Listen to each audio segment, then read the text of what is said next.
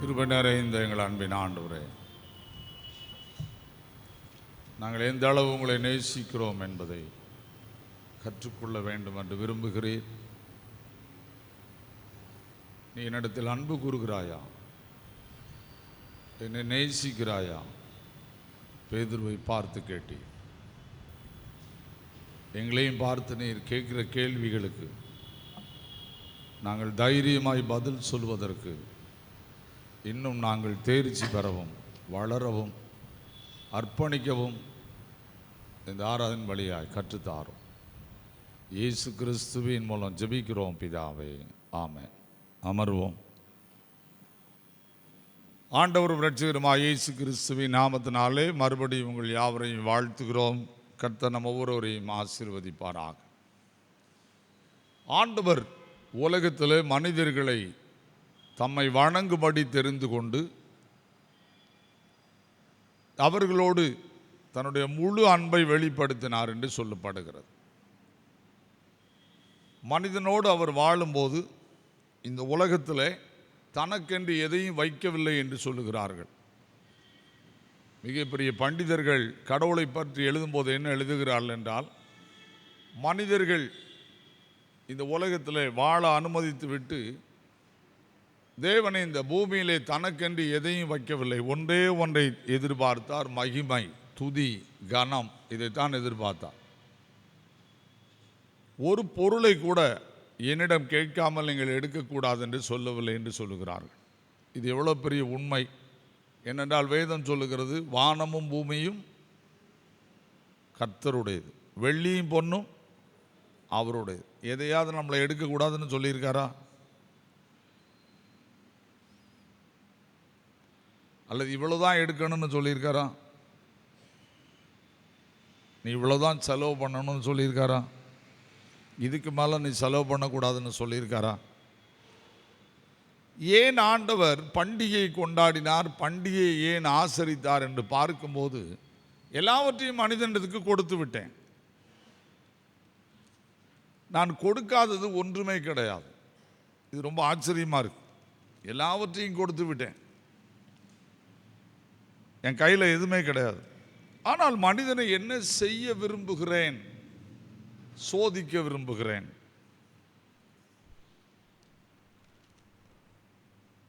அவனிடத்தில் வந்து பண்டிகை கொண்டாட விரும்புகிறேன். முதல் பண்டிகை பஸ்கா பண்டிகை. எதற்காக கொண்டாட விரும்பினார் தெரியுமா? 100% பரிசுத்தமாய் வாழ விரும்புகிறார்களா? பாவ மன்னிப்பை விரும்புகிறார்களா? கடவுளோடு வாழும் ஐக்கியத்திற்கான தடை பாவம் மட்டுமே. அந்த பாவ மன்னிப்பை தங்களுடைய வாழ்க்கையில் விரும்புகிறார்களா?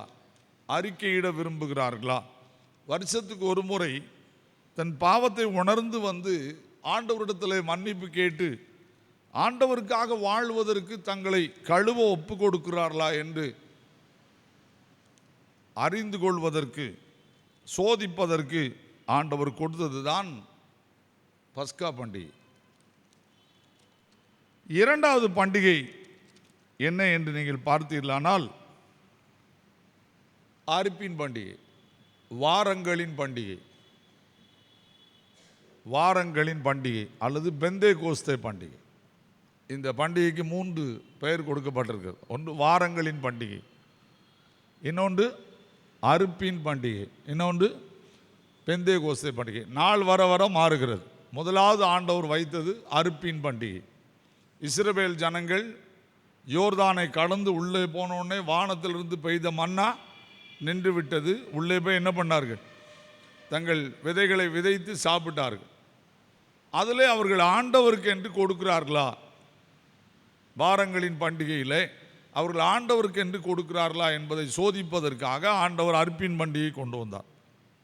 அதில் மிக முக்கியம் முதற் பலன்கள் அனைத்தும் ஆண்டவருக்கு. ஏன் முதற் பலன்கள் அனைத்தும் ஆண்டவருக்கு தெரியுமா?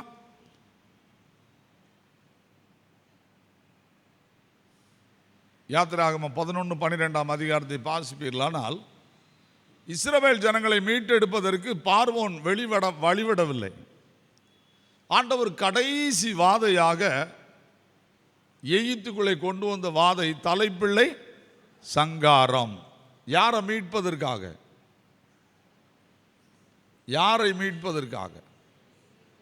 தம் ஜனத்தை மீட்பதற்காக எதை செய்கிறார்? பார்வோனுடைய எகிப்து நாட்டிலே, குடும்பத்தில், மந்தையிலே, நல்ல பைபிளை படிச்சுக்கோங்க.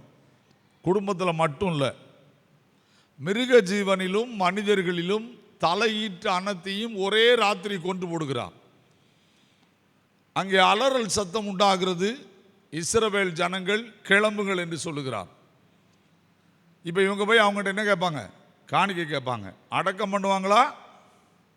காணிக்கை கொடுப்பாங்களா? போங்கப்பா, நாங்கள் என்ன செய்யணும்? அடக்கம் பண்ணுற வேலையை பார்க்கணும்னு சொல்லிட்டு அள்ளி கொடுத்தாங்க.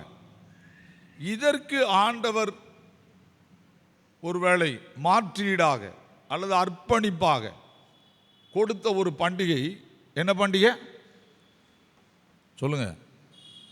அறுப்பின் பண்டிகை. அறுப்பின் பண்டிகை என்னது? முதற் பலனை ஆண்டவருக்கென்று கொடுக்க வேண்டும். கண்டிப்பாகவா? ஆம், நித்திய கட்டளை என்று சொல்லப்பட்டிருக்கிறது. இதை ஆண்டவருக்கு என்று நாம் அர்ப்பணிக்க வேண்டும். என்ன, இதனுடைய பண்டிகை தான் அறுப்பின் பண்டிகை. அதற்கு அடுத்த பண்டிகை ஏன் வந்தது? வாரங்களின் பண்டிகை என்று வந்தது. அதை கண்டினியூவாக என்ன செய்யணும்? கொண்டாட வேண்டியிருக்கு. புரியுதா? யார் யாரெல்லாம் அறுத்தாங்களோ அப்பெல்லாம் கொண்டு வந்து என்ன செய்வாங்க? படைப்பாங்க. ஏன் பெந்தேகோஸ்தே பண்டிகைன்னு வந்துச்சு? 50வது நாள் கொண்டாடுற பண்டிகை. கிறிஸ்து உயிர் தெழுந்த பின்பு 50வது நாள் கொண்டாடுற பண்டிகை என்ன பண்டிகை? பெந்தேகோஸ்தே பண்டிகைன்னா என்ன? அறுப்பு காலம் என்று அர்த்தம். அறுப்பு காலம்னா வேற ஒன்றும் கிடையாது. நம்ம பெந்தேகோஸ்தே அன்னைக்கு புறஜாதியர் எல்லாரும் வந்து மனம் திரும்பி இயேசுவினிடத்தில் வந்து சேர்ந்தார்கள். கிறிஸ்துவை வேண்டாம் என்று சொன்னவர்களும் வந்து சேர்ந்தார்கள். பரிசுத்த ஆவியானவர் ரட்சிப்பை தந்தார். அறுப்பு காலம் வந்து விட்டது. அதனால்தான் அதற்கு என்ன பெயர்? பெந்தேகோஸ்தே பண்டிகை. 3 பெயர் இதற்கு கொடுக்கப்பட்டிருக்கு. இந்த பண்டிகை எதற்காக கொடுக்கப்படுகிறது? என்னை சோதிப்பதற்காக. அருமையாக பேர பிள்ளைகளை வளர்க்கும், பிள்ளைகளை வளர்க்குறோம், சரிதானா? அந்த பிள்ளை கையில் ஒரு முட்டாயை கொடுத்துட்டு தான்னு கேட்போம். என்ன சொல்லுவோம்? அதுதான் இந்த பண்டிகை, வேறு ஒன்றுமே இல்லை. ஷார்ட்டாக சொல்லிடுறேன். இந்த பண்டிகையினோட முழு அர்த்தமும் நான் காலையில் ஜெபம் பண்ணும்போது இதை தான் எனக்கு ஆண்டவர் கண் முன்னால் கொண்டு வந்து நிறுத்தினார். ஒரு பிள்ளையை வளர்க்குறோம், பேர பிள்ளையை வளர்க்குறோம். கையில் என்ன வாங்கி கொடுத்தோம்? முட்டாய் வாங்கி கொடுத்துட்டு என்ன செய்கிறோம்? தான்னு கேட்குறோம். கேட்குறது சரியா? அதுக்கு வந்துட்டு அப்புறம் உள்ள போவோம். கேட்குறது சரியா தப்பா?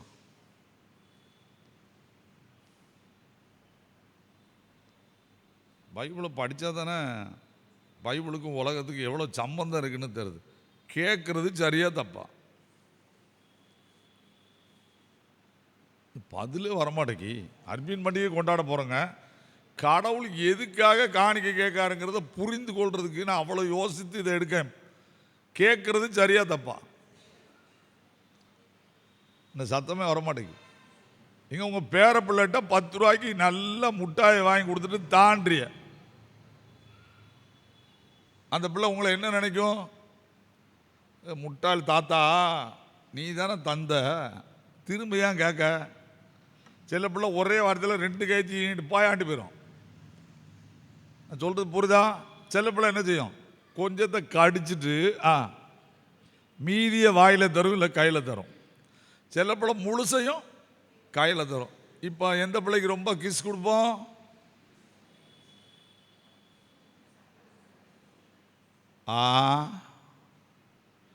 எந்த பிள்ளையை கெட்டி அணைச்சி தூக்கிட்டு விளையாடுவோம்? இங்கே நம்ம அன்றாட வாழ்க்கையில் நடக்கிற ஒரு சின்ன ப்ராக்டிக்கல். எந்த பிள்ளையை தூக்குவோம்? முழுசும் தந்த பிள்ளைக்கு திரும்பவும் வாங்கி கொடுக்கவும் ரெடி ஆகும். இந்த அப்படின்ற பிள்ளைய கண்ணத்தை பிடிச்சி 2 கில்லு. நான் சொல்கிறது புரியுதா? பாதி தந்துட்டு பாதி இதில் பைபிளில் நீ எல்லாம் விவரமாக இருக்கான்போம். நான் சொல்கிறது புரியுதா? ஆக்சுவலி ஆண்டவர் என்ன விரும்புகிறார்? நான் உனக்கு எல்லாத்தையும் தந்துட்டேன், எல்லாத்தையும் உனக்கு தந்துட்டேன். இந்த பஸ்கா பண்டிகை நீ எனக்காக கொண்டாடலை, உன் பாவத்தை நீ தீக்கிறதுக்காக வந்து பலி செலுத்துறதுக்காக நீ கொண்டு வா.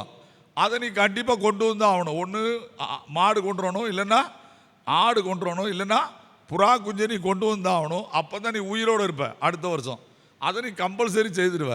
ஆனால் இது விசனமாயும் அல்ல, இதான் ரொம்ப முக்கியம். அது கண்டிப்பாக கொடுத்துடணும்.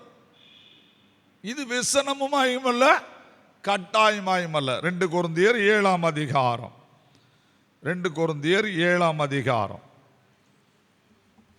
9ஆம் அதிகாரம், 2 கொரிந்தியர் 9ஆம் அதிகாரம், 9ஆம் அதிகாரம் எல்லாரும் எடுத்துக்கோங்க. 7ஆம் வசனம்.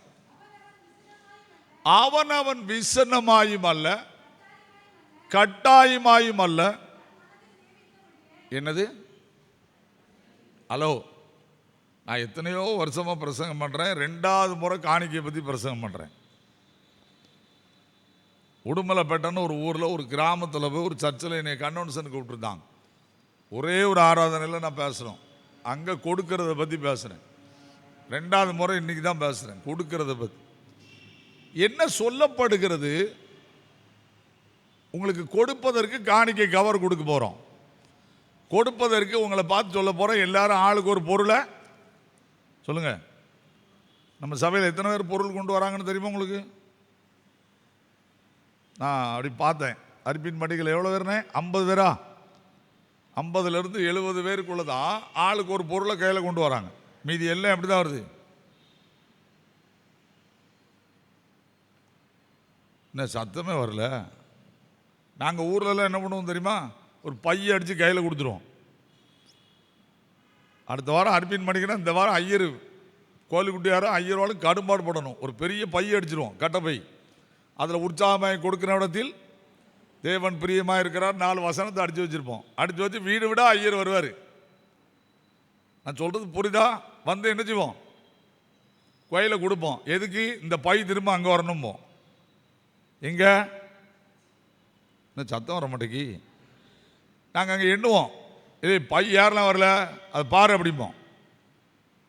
120 பை கொடுத்தா 120 பை வருதா நாங்கள் பார்ப்பான். உள்ள ஏதாவது ஒன்றை போட்டு கொண்டு வரணும். சிலர்லாம் ஒரே இளநியை போட்டு கொண்டு வந்துடுறாங்க. அதை பற்றி கவலைப்பட மாட்டோம்.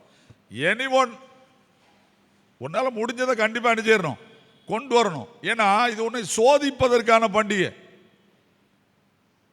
இல்லைன்னு சொல்லவே கூடாது. அதான் அதனுடைய அர்த்தம். இல்லைன்னு சொல்லவே கூடாது.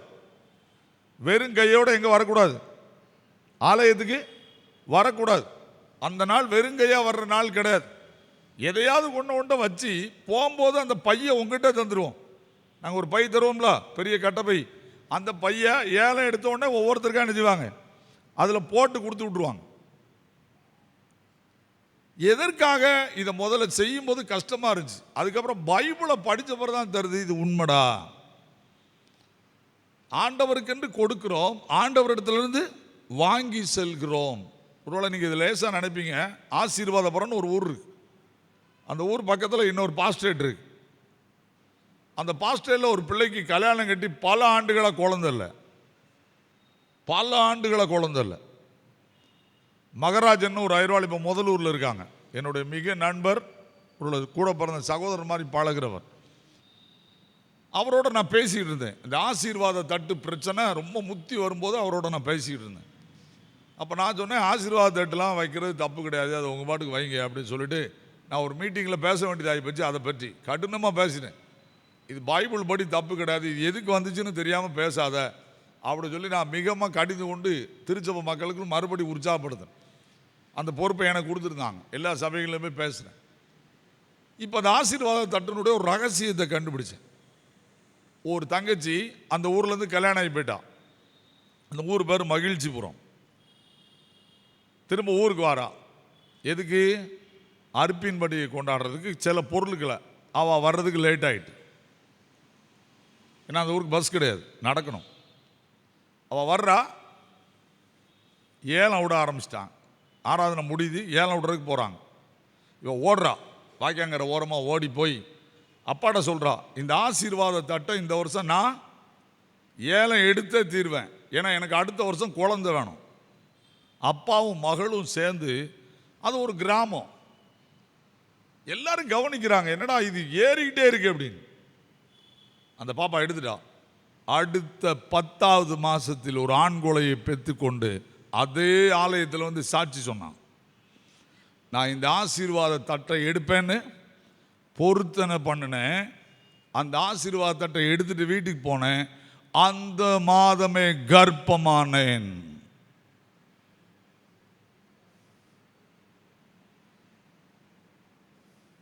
நான் ஏன் இதை சொல்லுகிறேன் தெரியுமா? கடவுள் எளியவனுடைய ஒரு அர்ப்பணத்தையும் பார்க்கிறார். அவங்களுக்கு அந்த அளவுக்கு பணம் கொடுத்து அதை எடுக்க தகுதி கிடையாது, ஆனால் அந்த அளவுக்கு எடுத்திருக்காங்க அதை. அப்ப ஆண்டவர் எதை பார்க்கிறார்? இந்த ஆலயத்திலிருந்து எதையாவது ஒன்றை நான் வாங்கி செல்ல வேண்டும், எனக்கு வேண்டும், என் வீட்டுக்கு இந்த பொருள் வேண்டும், அது என்னை ஆசீர்வதிக்கும். இன்றும் அது நடக்கிறது. நமக்கு விசுவாசம் இல்லைன்னா நம்ம விசுவாசத்தில் உயர்ந்தோன்னு சொல்கிறோம், தாழ்ந்தோன்னு சொல்கிறோம். நான் உபதேசியார் மையன், எங்கள் அப்பா மிடில் ஸ்கூலுக்கு எக்ஸாம், சர்ச்சை தொடச்சி அத்தனையும் ஃபேனை தொடச்சி ரெக்கார்டு காலையில் 4:30 மணிக்கு நான் சர்ச்சுக்குள்ளே வந்து எல்லா வேலையும் முடிச்சுட்டு அங்கே காலையில் ரெக்கார்டு போடணும். அந்த மைக் செட்டு ஜாவி ஏண்டதாக இருக்கும், அதை நான் போட்டு 6 மணி வரைக்கும் ஆஃப் பண்ணுற வரைக்கும் நான் தூங்க முடியாது. எங்கள் அப்பா என்னை அடிச்சு விடுவார். ஏன்னா அப்போ ரெக்கார்டு போட்டு எடுத்துக்கிட்டு இருக்கணும். இந்த காலகட்டத்தில் வெள்ளிக்கிழமை காலையில் நாங்கள் இந்த ஆலயத்தை கழுவுவோம். நான் அப்போது படித்தது 8வது. ஆலயத்தை கழுவுவோம். அப்படி கழுவுறதுக்கு பெண்கள் ஆண்களும் தண்ணி கொண்டுருவாங்க வெள்ளிக்கிழமை காலையில். அப்படி கொண்டு வந்து ஆல்டருக்குள்ளே யாரும் போகக்கூடாது. எனக்கு மட்டும்தான் ஆர்டருக்குள்ள, கோயில் விட்டியார் தான் ஆர்டருக்குள்ள, லேடிஸ் உள்ள வரக்கூடாது.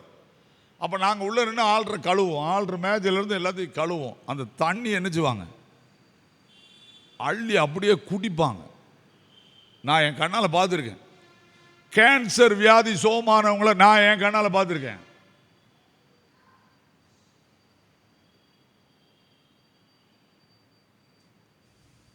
நம்முடைய விசுவாசமே உலகத்தை சொல்லுங்க. ஃபெய்த் என்பது நான் விரும்புவதல்ல, கடவுள் என்னை வழி நடத்துவது. நான் போகிற பாதையில் எனக்கு விசுவாசம் வராது. தேவன் என்னை தெரிந்து கொண்ட பாதையிலே, அவர் நடத்தும் பாதையிலே அவர் எனக்கு என்ன கற்றுக் கொடுக்கிறாரோ அதை நான் செய்வேனால் அதில் எனக்கு கிடைப்பது தான் விசுவாசம். இதை நான் அந்த காலங்களிலே பார்த்துருக்கிறேன். அடிப்படியாக இருக்குங்க. அந்த அந்த ஆல்டர் நான் கூட்டுவேன். காலையில் எழுப்பி உள்ளே போய் நான் தான் பெருக்குவேன். அந்த தூசியை சண்டை போட்டு வாங்குவாங்க. உடம்புல ஊறல்னா எதை தேய்ப்பாங்க, அந்த தூசியை அப்படியே மேலே போட்டு தேய்ச்சிருக்காங்க. பேரூருங்கிற கிராமத்தில் நான் இருந்துக்கும் போது இது நடந்திருக்கு. எத்தனையோ பேர் வந்து அடுத்து சாட்சி சொல்லுவாங்க. அப்போ ஆண்டவர் என்ன செய்கிறார்? ஒரு சாதாரண மனிதனுடைய பொருத்தனையும் ஏற்றுக்கொள்ளுகிறார். இதை பணக்காரனுக்கும் இருக்கு, ஏழைக்கும் சபை இருக்கு. பணக்காரன் அவருக்கு தக்க விசுவாசம் பண்ணுவார். நான் இந்த வருஷம் ஒரு 5 கிராமம் கொடுப்பேன், 10 கிராமம் கொடுப்பேன், அல்லது 5 பவுனை கொடுப்பேன், அது அவர் விசுவாசம். ஒரு ஏழை என்னால் முடிந்த ஒரு பப்பாளி பழத்தை வாங்கி கொண்டு கொடுப்பேன். ஆண்டவர் பொருளின் விலையை பார்க்கிறவர் அல்ல, உள்ளத்தை கவனிக்கிறவர். பொருளின் விலையை பார்க்கிறவர். அதை வைத்து தான் சொல்லி இருக்கிறார், உற்சாகமாய் கொடுக்கிறவனிடத்தில் தேவன். அப்ப நம்ம வாழ்க்கையில எப்படி கொடுக்க வரப்படாது. ஐயோ கொண்டு கவரை தந்துட்டானுளே, இவனுக்கு கொண்டு காணிக்க வைக்கணுமே, 10 ரூபாய வையி அப்படின்னு முன்னால வந்தா எங்களுக்கு ஒரு பிரச்சனையும் கிடையாது. நீங்க தந்தாலும் சிலுவை தான் போடுவோம், வெறும் கவரை கொண்டு வச்சாலும் சிலுவையை தான் போடுவோம். ஏன்னா அதுக்கு தான் எங்களுக்கு ஆளை. ஆனால் உங்கள் மேல் பிரியமாயிருப்பதில்லை ஆண்டவர். பைபிளை நல்லா புரிஞ்சுக்கோங்க. ஒரு முழு முட்டாயை தந்த பிள்ளையை எப்படி கெட்டி பிடிச்சு என் பிள்ளைன்னு முத்தம் கொடுக்கியோ, அது போல உன்னுடைய வாழ்க்கையில் நீ கொடுப்பது கண்டிப்பானதாக இருக்கக்கூடாது. வாசிங்கள் 5ஆம் வசனம், 2 கொரிந்தியர் 9ஆம் அதிகாரம் 5ஆம் வசனம்.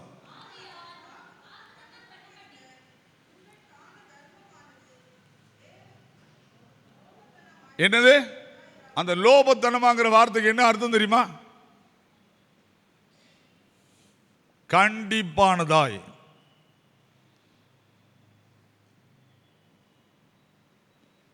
நான் கொண்டு வச்சே தீரணும் அப்படி ஒண்ணு நீங்க காணிக்க வைக்க வேண்டாம். லோபத்தனதாய் நீங்க கொடுக்க வேண்டாம்.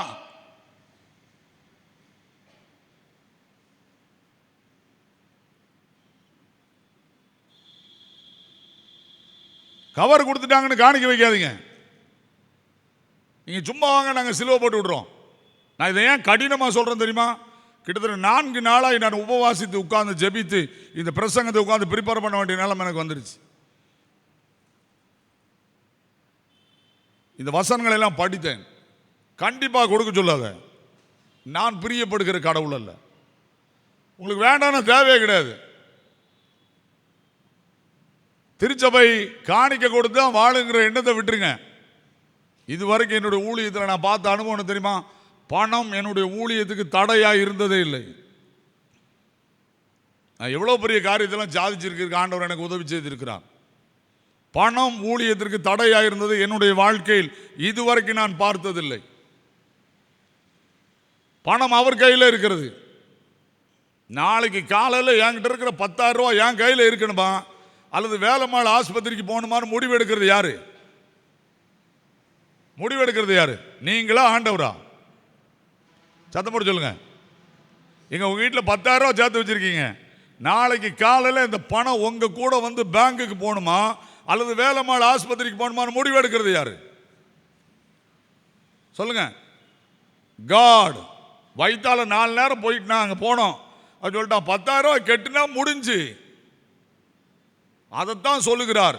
நீ கண்டிப்போட வந்துங்க காணிக்க செலுத்தாத. செலுத்தினாதான் உனக்கு ஊசி போடுவது அங்க சொல்லுவாங்க. இங்க அப்படி கிடையாது. நீங்க கொடுத்தாலும் சரி கொடுக்காட்டாலும் சரி நன்மை தேவனிடத்திலிருந்து வந்து கொண்டேதான் இருக்கும். ஆனால் அவரை வஞ்சிக்காதே. அதனால் உற்சாகமானதோடு காணிக்கை செலுத்து. பிரியத்தோடு வந்து செலுத்து. உதாரத்துவமாய் செலுத்து. நான் திரும்ப திரும்ப சொல்லிட்டேன். சபைகள் ஏன் இன்னைக்கு சாபத்துக்குள்ள ஆகிறதுங்கிறத படிச்சாதான் வழங்குது. நம்ம வெறுத்து வந்து காணிக்க கொடுக்கும். தயவுசெய்து செய்யாதுங்க. நான் சொல்லிட்டேன். இது இன்னும் மறுபடி சாபத்தை தான் கொண்டு வரும். அப்ப இந்த வாழ்க்கையில நம்ம எப்படி கொண்டு வரணும்? உற்சாகமாய். முதலாவது உற்சாகத்துக்கு நான் எடுத்த பகுதி யாத்திராகமம் 35ஆம் அதிகாரத்துக்குள்ள வாங்க. யாத்திராகமம் 35ஆம் அதிகாரம். 35ஆம் அதிகாரத்தை எல்லாரும் திருப்புங்க. இப்போ அங்கே பார்த்தீங்கன்னா இஸ்ரவேல் ஜனங்களை ஆண்டவர் வழி நடத்தி வருகிறார். இது ஒரு பெரிய சம்பவம். இதே பல நாள் பிரசங்கம் பண்ணலாம். ஆண்டவர் இஸ்ரவேல் ஜனங்களுடைய மத்தியிலே வந்து கொண்டிருக்கிறார். இப்போ அவங்க என்ன பண்ணாங்க? மோசே 40 நாள் மேலே போனதுனால மோசையை காணலன்னு சொல்லி கண்ணுக்குட்டியை உருவாக்கி வணங்கிட்டாங்க. ஆண்டவர் பார்த்தார், இனி உங்கள் மத்தியில் என்னால் வர முடியாது, சென்டரில் வரமாட்டேன்.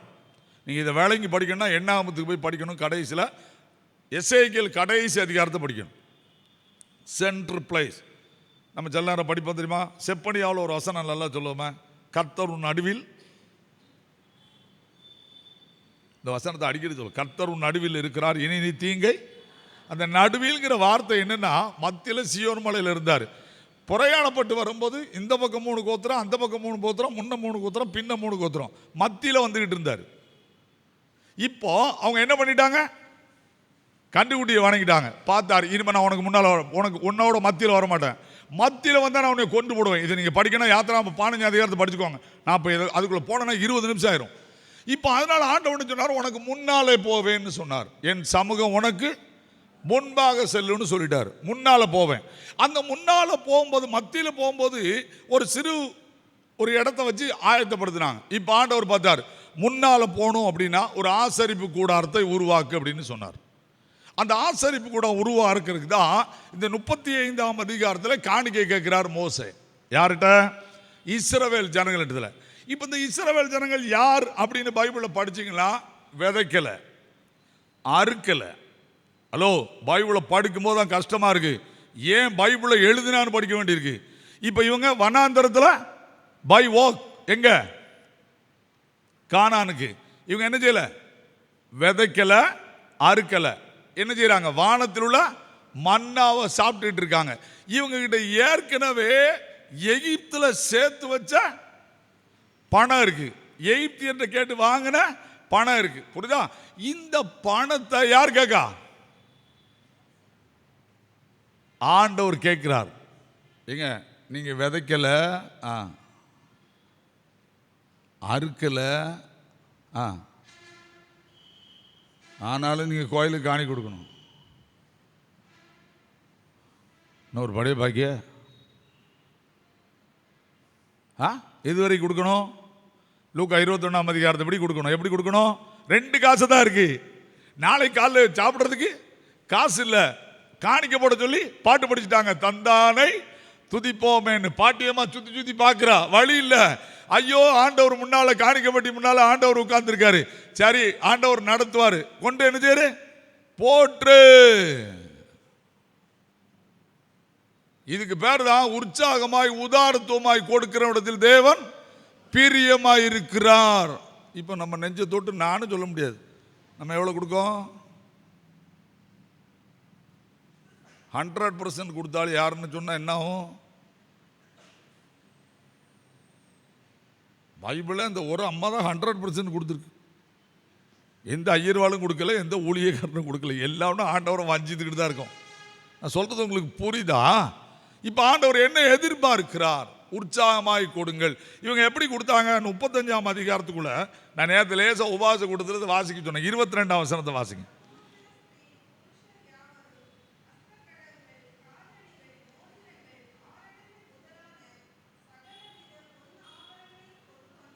போதுங்க.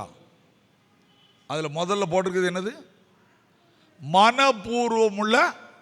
அப்ப காணிக்க கொடுக்கணும்னா யார் தான் ரெடி ஆகணும்? ஏன்னா கஜனா யார்கிட்ட தான் இருக்கு. எங்க கஜனா யார்கிட்ட தான் இருக்கு? உங்ககிட்ட தான் இருக்கு. கொடுன்னு சொல்றது நீங்க தான். ஹலோ, பாதம் இந்த ஐயர் பண்ற பிரசங்கத்துக்கு 10 ரூபாய், அதுக்கு மேல போட்டான ரொம்ப ஏசுவான் அப்படின்னு சொல்றது நீங்க தான்.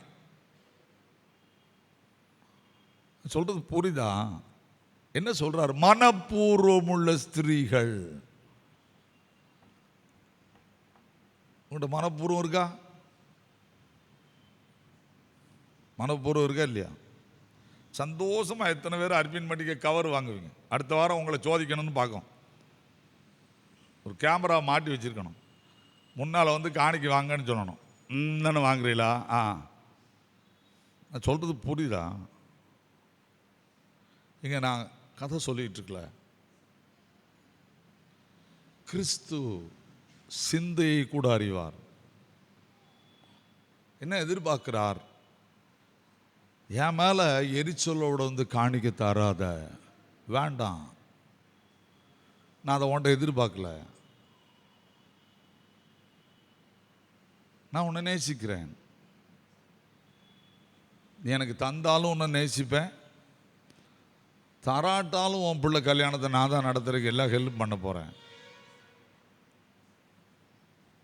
ஆனால் தருவதற்கு முகம் கோணாதே, தருவதற்கு முகம் கோணாதே, எரிச்சல் அடையாதே.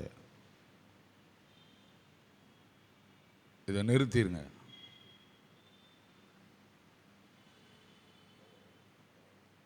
ஆண்டவர் எதிர்பார்க்கிறார், உற்று கவனிக்கிறார். அடுத்து எப்படி கொடுத்தாங்க? 25ஆம் வசனம். ஞான பாருங்க. அடுத்து என்ன வந்துட்டு?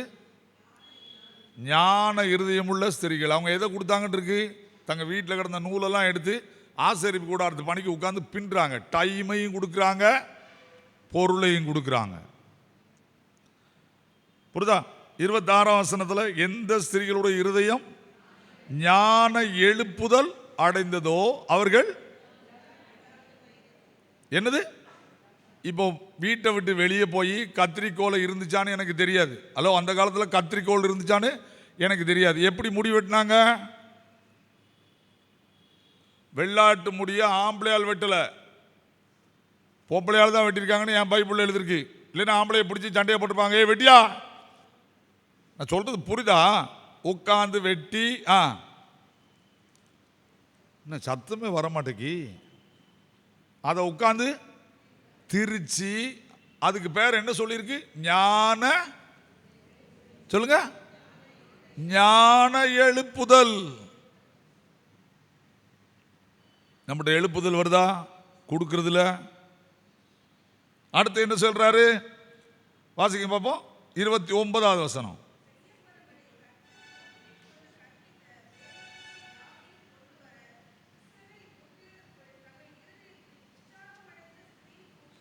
இப்ப என்ன வந்துருச்சு? குடும்பத்துக்கே உற்சாகம் வந்துட்டு, பொண்டாடி படுற பாட பார்த்துட்டு இவளுக்கு நம்மளும் கொஞ்சம் என்ன செய்வோம், ஹெல்ப் பண்ணுவோம்டான்னு சொல்லிட்டு யாரும் வந்துட்டா, புருஷரும் உள்ள வந்துட்டாரு.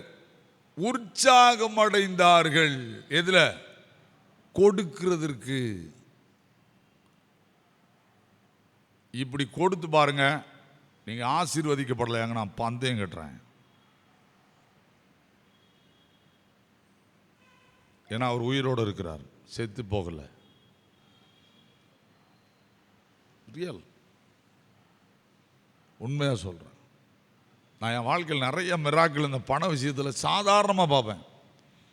எங்கள் வீட்டில் என் மகன் என் பிள்ளைகளாம் சொல்லுவாங்க, கவலையே பட மாட்டார், கையில் இருக்கிறது கொடுத்துட்டு போயிட்டே இருப்பார்.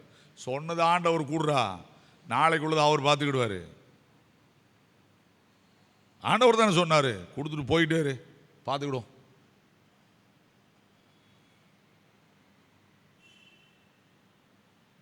திரும்ப திரும்ப சொல்கிறேன். எனக்கு ஒரு ஊழியக்காரர் வந்து ஒரு நாள் என்கிட்ட பேசினார். ஜெபக்குமார், உனக்காக காலையில் உட்காந்து ஜெபம் பண்ணிட்டு இருந்தேன். சுசி பிரபாகரதாசன் ஒரு வீட்டில், ஒரு ஊழியக்காரன் வீட்டில் காலையில் கஞ்சி குடிக்க காசு இல்லை. நான் 3 மணிக்கு எழுப்பி உட்காந்து ஜெபம் பண்ணிட்டு இருக்கேன். ஆண்டவர் என்னுடைய அறையில் வந்தார். அன்று நான் கட்டியிருக்கிற வீடு 2வது டான் 1 லட்ச ரூபா எனக்கு கொடுக்குறான். ஆண்டவர் என்னோட பேசுகிறார், மகனே இன்னைக்கு திருநெல்வேலிக்கு போகிற, இந்த ஊழியக்காரன் பட்னியாக இருக்கிறான், இந்த 1 லட்ச ரூபாயில் 5000 ரூபாய் கொண்டு அவனுக்கு கொடு. நான் என்ன சொன்னேன் தெரியுமா? உடனே யோக்கிய மாதிரி சரின்னு சொல்லலை, என் பெஞ்சாதி திட்டுவான்னு அப்படிதான் சொன்னேன்.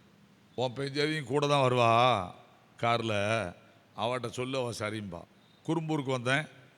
ஸ்டேட் பேங்கில் கான்ட்ராக்ட்காரனை என் கூட வந்திருக்கான். கான்ட்ராக்ட்காரன் காரில் தான் போகிறேன். 1 லட்ச ரூபாய் வாங்குகிறேன், என்றேன். 95,000 ரூபாய் அவன்கிட்ட கையில் கொடுத்துட்டு 5,000 ரூபாய் கையில் எடுத்தேன். என் ஒய்ஃப் எதுக்குன்னு கேட்டான். இயேசு கிறிஸ்துவுக்கு அப்படின்னு. வண்டியில் ஏறியாச்சு. நேரே வண்டி அந்த ஊழியக்காரன் வீட்டுக்கு விடு அப்படின்னு. வண்டி அந்த ஊழியக்காரன் வீட்டுக்கு போகுது. ஊழியக்காரர் இல்லை, அவர் வெளியூர் ஊழித்து போயிட்டார். அந்த அம்மா இருக்காங்க. என்ன பிள்ளையாண்டான், என்ன விஷயமா வந்த? சும்மா அவங்கள பார்க்கணும் வந்தேன் அப்படின்னு சொல்லி. நான், என் மகன், என் மகா, என்னுடைய டிரைவர், அந்த ப்ரெஸ்ஸிங், அந்த கான்ட்ராக்ட்காரர் எல்லாருமே உட்காடுறோம். அண்ணன் இல்லையா? அண்ணன் இல்லை, ஜெபம் பண்ணுறதுக்கு அப்படின்னா. நான் ஜெபம் பண்ணுறேடா அப்படின்னு பாயை விரித்து உட்காந்து ஜெபம் பண்ணுறாங்க. ஒரு 1 மணி நேரம் அவங்கள்ட்ட உட்காந்து அரட்டை அடிக்கேன். நான் உட்காந்து, அவங்க நிறைய ஆண்டு ஜாலியாக பேசுவாங்க, பாட்டியம்மா நல்லா ஜெபம் பண்ணுவாங்க ஆண்டவருக்கு. நான், அம்மா கிளம்புட்டா அப்படின்னேன். என்னடா வந்த? இந்தாங்க அந்த 5,000 ரூபாய் ஆண்டவர் உங்களுக்கு தர சொன்னார். இல்லை காலையில் அண்ணன் சொல்லிட்டு போனா, ஒரு காக்கா வருது உனக்கு காசு தரும்னாங்க. வீட்டில் 1 பைசா இல்லை, சிங்கிள் பைசா இல்லை. ஹலோ, நான் சொல்றது புரியுதா? நான் உன்னை விட்டு விலகுவதில்லை. கைதட்டி பாடுமா? நான் உன்னை என்றும் கைவிடுவதில்லை, நான் உன்னை விட்டு விலகுவதில்லை, நான் உன்னை என்றும் கைவிடுவதில்லை. நான் உன்னை காண்கிற தேவன், கண்மணி போல் உன்னை காப்பேன். நான் உன்னை காண்கிற தேவன், கண்மணி போல் உன்னை காப்பேன். நான் உன்னை விட்டு, நான் உன்னை என்றும் கைவிடுவதில்லை.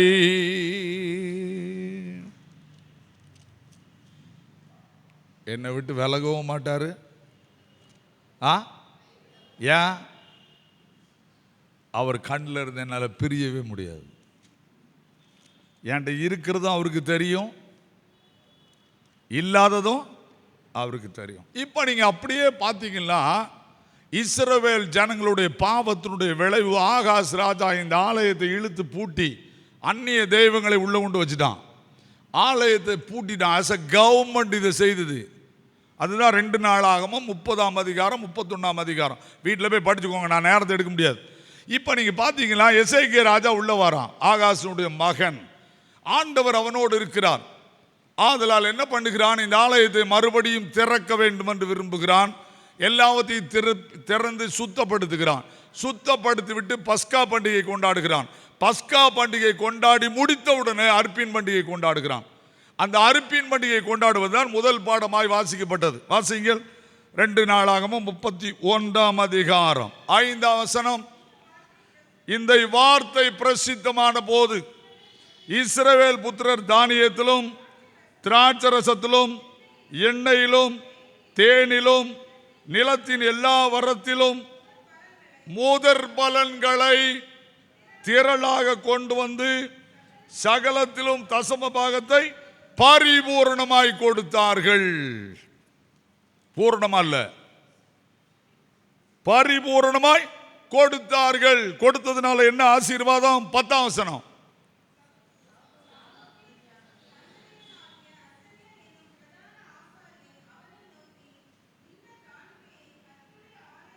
இந்த காணிக்கையை கர்த்தருடைய ஆலயத்துக்கு கொண்டு வர தொடங்கினது முதல், ஹலோ, இங்க சாப்பிட்டது பெருசு கிடையாது, திருப்தி அடைந்தோம்.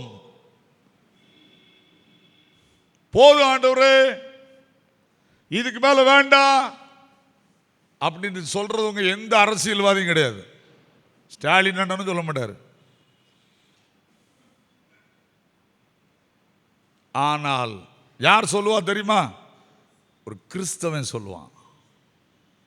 போதும் என்ற மனதுடனே கூடிய தெய்வ பக்தியே மிகுந்த ஆதாயம். யார் சொல்லுவா? இயேசுவோடு வாழுகிறவன் சொல்லுவான். இயேசுவுக்காக கொடுத்தவன் சொல்லுவான். இயேசு கிறிஸ்துவுக்காக தன்னை அர்ப்பணித்தவன் சொல்லுவான். போதும்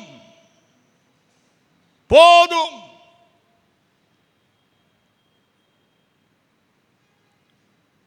இதை விட என்னங்க வேணும்? ஆண்டவர் நம்ம எப்படி ஆசீர்வதிக்கிறார்? கொடுப்பதனால் போதும். நீங்க பைபிள் அந்த யாத்திரா 35 அதிகாரத்தை படிச்சு பார்த்துக்காங்க. காணிக்கை கொண்டு வதை நிறுத்துங்கள், போதும் அப்படின்னு மோசே சொன்னான்.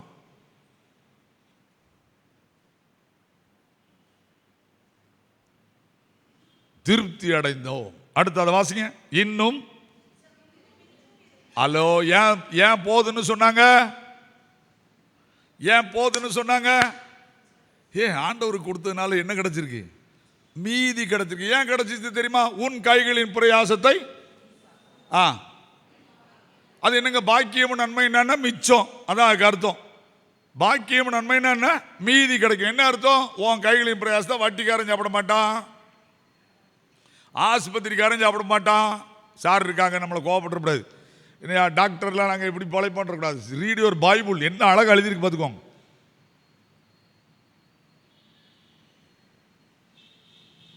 நீ சாப்பிடுவாய், உனக்கு பாக்கியமும் நன்மையும் உண்டாயிருக்கும். இன்னைக்கு நிறைய நான் உட்காந்து எழுதிக்கிட்டு இருந்தேன். மேக்சிமம் ஒரு 5 தாள் கடன்ல இருந்து விடுதலையானு எழுதியிருக்காங்க. ஆச்சரியமா இருந்துச்சு. ஏன் எங்களுக்கு கடன்? வாடகை கொடுக்க முடியவில்லை. இது வராம இருக்கணுமா? உற்சாகமாய் கொடுக்கிற இடத்தில் சத்தம் போட்டு சொல்லுங்க. ஒரு 5 நிமிஷத்தில் முடிக்கிறோம். மல்கியாவின் புஸ்தகம். இதை முடிச்சுட்டு நான் பிரசங்கத்தை முடிச்சிட்டேன். திரும்ப என்னோட ஆண்டவர் வந்து பேசினார். நான் காணிக்கை வாங்க மாட்டேன்னு இருக்கு, அதையும் சொல்லிட்டு இறங்கினார். நான் அதை கலத்திடலான்னு பார்த்தேன், என்னால் முடியல. மல்கியாவின் புஸ்தகம் 2ஆம் அதிகாரம் 13ஆம் வசனத்தை அதையும் நான் சொன்னதான் பிரசங்கம் முடிவடையும். நீங்கள் 2ஆம் தரமும் இதை செய்து, ஹலோ, பைபிளை நல்லா படிச்சுக்கோங்க. காணிக்கையை வாங்குறவர் இங்க இருக்கிறார், காணிக்கையை வேண்டான்னு சொல்றவர் இங்க தான் இருக்கிறார். உன் காணிக்கை எனக்கு தேவை கிடையாது, போயா. இது கேட்க கடினமா இருக்கும், ஆனா ரியல் அதான். இதை நான் மிகுந்த அழுதேன். இந்த வசனத்தை நான் படிக்கும் போது உட்கார்ந்து அழ ஆரம்பிச்சேன் கொஞ்ச நேரம். இல்லை, திரும்ப திரும்ப என் மைண்ட்ல வருது, காணிக்கையை மதியார் ஏற்றுக்கொள்ளார், மதியார் ஏற்றுக்கொள்ளார். இதை எடு, திரும்ப திரும்ப சொல்றேங்க. காட் கேரக்டரை புரிஞ்சுக்கணும். என்ன நான் சொல்றது புரியுதா? அவரை அறிவதே நித்திய ஜீவன். அவரை ஏற்றுக்கொள்வது கிடையாது. ஏற்றுக்கொண்ட பிறகு அவரை நான் புரிந்து கொள்வது தான் நித்திய ஜீவன், ரட்சிப்பு. நீங்கள் இரண்டாம் தர இதை செய்து கர்த்தருடைய பீடத்தை கண்டீரினாலும்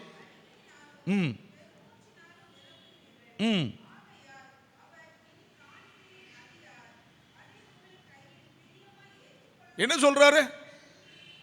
உன் காணிக்கை நான் மதிக்கவே மாட்டேன். உங்க ஐயர் வேணா மதிப்பாரு, அது அவருக்கு வேலை. நான் மதிக்க மாட்டேன், நான் கடவுள். ஏற்றுக்கொள்ளவும் மாட்டேன். ஏன்?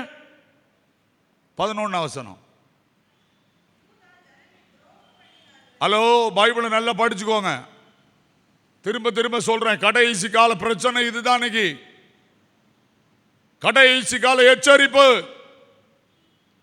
யூதா ஜனங்கள் துரோகம் பண்ணினார்கள்.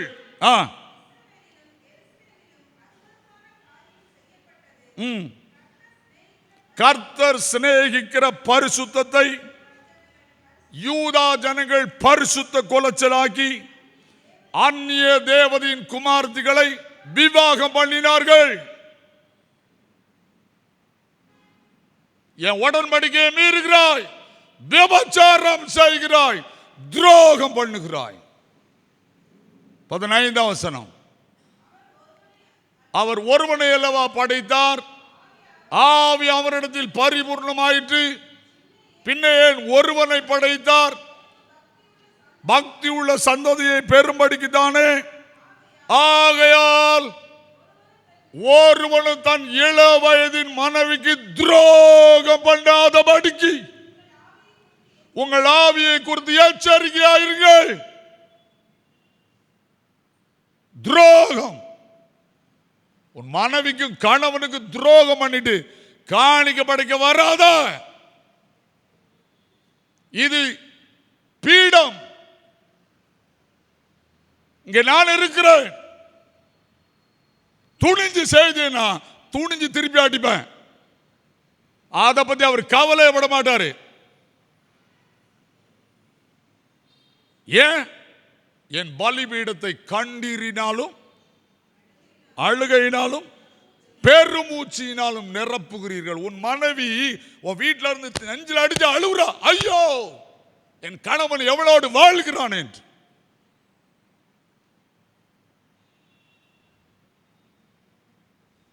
அவர் காணிக்கை மதிக்கவே மாட்டார்.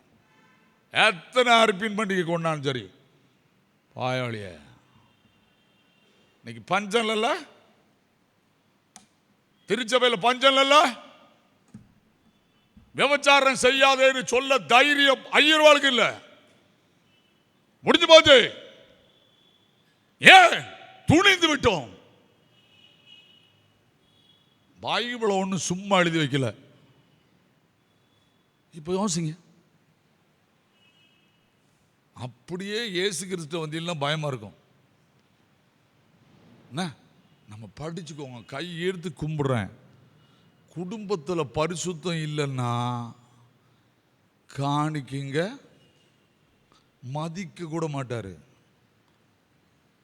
எனக்கு மறக்க முடியாதுங்க, பிஷப் டேனியல் ஆபிரகாம் பிஷப் நாசரேத்தில் ஒரு பெரிய பஸ் கம்பெனி ஓனர் 2 மனைவி வைத்திருக்கிறார்னு அவருக்கு ரிப்போர்ட் போகுது. எடுத்து பாருங்க, நாசரேத்தினுடைய சர்வீஸ் நோட்டில் இருக்கு. என்ன பண்றாரு தெரியுமா? அந்த குருவானவர் வீடு சந்திக்க போறார். 2வது மனைவி வந்து காப்பி கொடுக்காங்க. அப்போ அவர் கேட்கிறாரு, இது என்ன? இல்லையா, நான் ஒரு துணைவி வச்சிருக்கேன். எவ்வளோ நக்கல் புழுவு இது! கலைஞர் சொல்லலாம், நீ சொல்ல முடியாது. சபையில் இருந்துக்கிட்டு ஓடி இருக்கு, சபையை விட்டு சொல்லிட்டேன். அப்படியா? அவர் உடனே யாருக்கு லெட்டர் எழுதுறாரு? பிஷப் டேனியல் அவர் ஐயாவுக்கு. கண்ணால் பாத்தியா? எஸ், நோட்டீஸ் கொடு. உலக சரித்திரத்தில் நாசரேத் கத்தீட்ரல் சர்ச்சில் எளிமை நின்று ஐயரோல் வாசிட்டாரு, இவரை சபையை விட்டு டிஸ்மிஸ் பண்ணுகிறேன். நீங்க வேணா யார்கிட்ட வேணாலும் கேளுங்க, நாசரேத் ஸ்டில் இன்னைக்கு அந்த ஆர்டர் இருக்கு.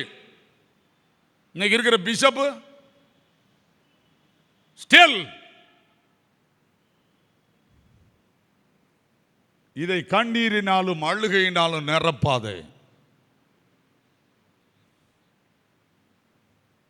இதை கண்ணீரினாலும் அழுகையினாலும் நிரப்பாதே. காணிக்கை ஏற்றுக்கொள்ள மாட்டார். ஏசாயா 25:8 அவர் என்ன சொன்னார்? அவர் மரணத்தை ஜெயமாய் விழுங்குவார், எல்லா முகங்களிலும் இருந்து கண்ணீரை துடைக்க வந்தவர். துடைக்கும்படி கடந்து வந்து உயிரோடு இருக்கிறார். துடைக்க வந்தவர், கண்ணீர் விட வந்தவர் அல்ல. எனக்காக நான் அழவே கூடாதுன்னு சொல்றவர். தூக்கிட்டு போறாங்க இயேசு கிறிஸ்துவ, அப்படியே சிலுவையை தூக்கிட்டு போறாரு. பெண்கள்லாம் வந்து என்ன செய்றாங்க? அழுகுறாங்க. எனக்காக அழாத, உனக்காகவும் உங்கள் பிள்ளைகளுக்கு அழு. வீட்டில் மனைவி அழ வைக்குமா? அப்படிதான் வாழ வேண்டின்னு சொல்றோமா? புருஷனை பார்த்து போயா, என் இஷ்டப்படி தான் வாழ வேண்டும் சொல்றியா? நியாய தீர்ப்பு தொடங்குற காலம் உள்ள வந்துடும். எப்படி தொடங்கும்லாம் கண்ணால் பார்க்க முடியாது. ஏதோ ஆண்டவர் கோயிலில் உட்கார்ந்துருக்காரு பேதுரு ஆலயத்தில், சும்மா வந்துட்டு போகலான்னு வண்டி ஓட்டாதீங்க. ஆண்டவர் மிக ஞானம் உள்ளவர். ஆண்டவர் எதிர்பார்க்கிறார், துரோகம் பண்ணாதே. மனைவிக்கும் கணவனுக்கும் துரோகம் பண்ணாதே.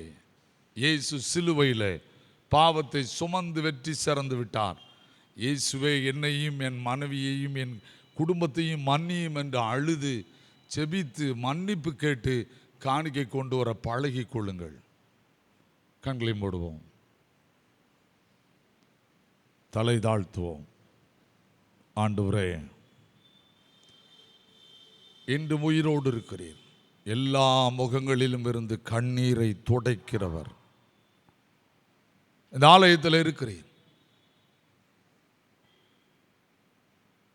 எங்கள் சபையில் அர்ப்பின் பண்டிகை அன்னைக்கு குடும்பமாக ஸ்தோத்திரத்தோடு காணிக்கை கொண்டு வரும்போது நீர் ஆசீர்வதிக்க ஆயத்தமாக இருக்கிறேன். எங்களை ஒப்பு கொடுக்கிறோம் ஆண்டவரே. எங்கள் தம்பி தங்கச்சிமார் இப்பொழுது இருக்கிறதை விட பன்மடங்கு உயர வேண்டும்.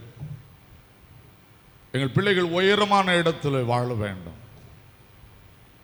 எங்கள் சபையில் உள்ள தம்பி தங்கச்சிமார் தேசத்தின் உயர்ந்த பதவிகளிலே அமர வேண்டும்.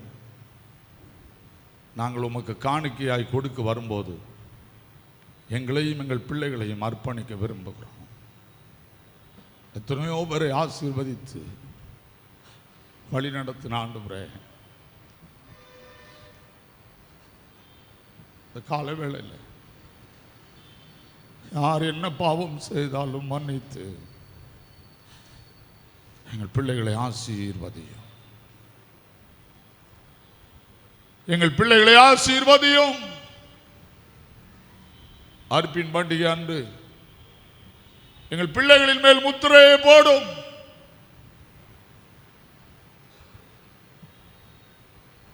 கிருபை நிறைந்த ஆண்டவரே, எங்களில் இன்னும் குறைவுண்டு, என்னிலேயும் குறைவுண்டு. நாங்கள் துணிகரமான பாவங்களை செய்யாதபடி காத்துக்கொள்ளும். எங்கள் திருச்சபையின் பலிபீடங்களை கண்ணீரினாலும் அழுகையினாலும் பெருமூச்சியினாலும் நிரப்பாதபடி காத்துக்கொள்ளும். எங்கள் திருச்சபைகளில் இது மலிந்து கிடக்கிறது என்று